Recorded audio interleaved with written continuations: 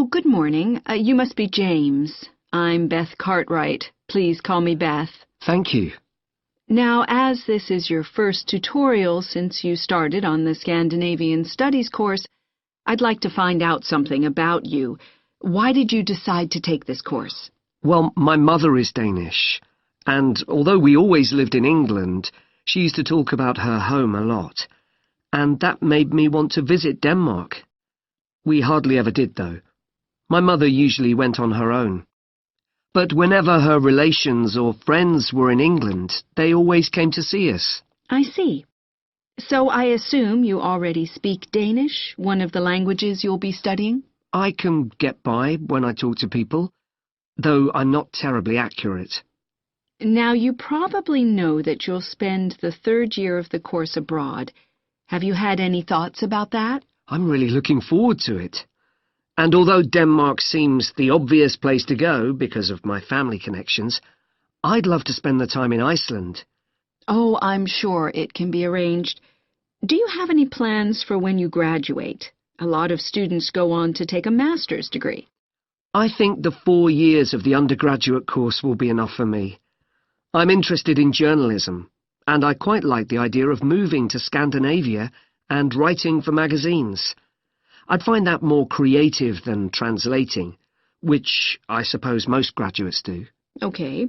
Now, how are you finding the courses you're taking this term, James?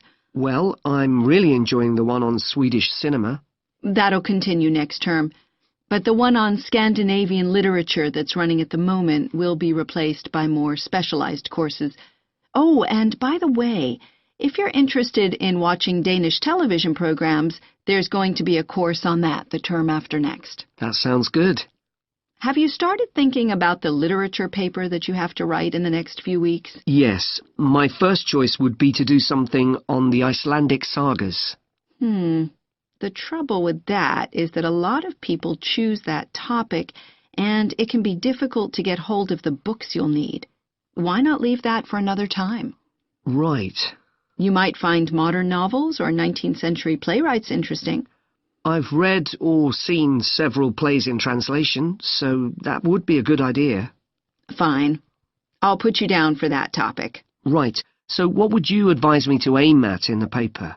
First, I suggest you avoid taking one writer and going into a great deal of detail.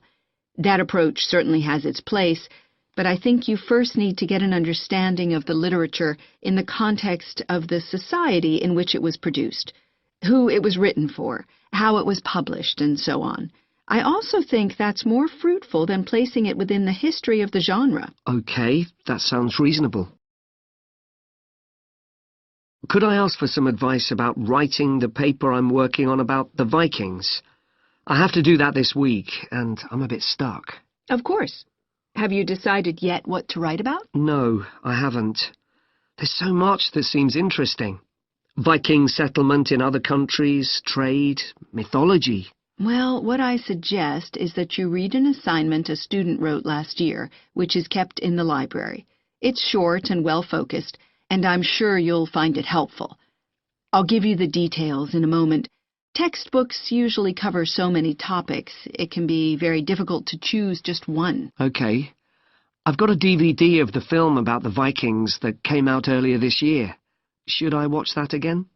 If it's the one I am thinking of, I'd ignore it.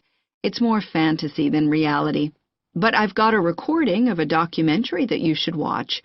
It makes some interesting and provocative points, which I think will help you to focus your topic. Right. So then, should I work out an outline? Yes, just headings for different sections at this stage. And then you should start looking for suitable articles and books to draw on, and take notes which you organize according to those headings. I see. Then put short phrases and sentences as bullet points under each heading. Make sure that this skeleton makes sense and flows properly before writing up the paper in full. Okay. Thanks. That's very helpful.